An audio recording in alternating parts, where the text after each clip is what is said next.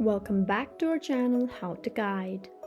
In this video, I'm going to be teaching you guys on how you can tap to cash in your iOS 18 device in your iPhone. So guys, if you have just updated your iPhone to the latest iOS 18 and you don't know how to tap to cash in, then this video is for you. So guys, it's really easy and quick. So all you need to do is just go ahead and open your control center first. So in order to do that, just go to the top right corner and swipe downwards like this, and you'll see your control center right here. So guys, in order to tap to cash in, you just need to tap on this top left corner plus button here and tap on add a control. And once you do so, just go ahead and scroll down till you find tap to cash in. Keep scrolling, and finally guys, you can see in the wallet option, you can see this button that says tap to cash. Just add it to your control center.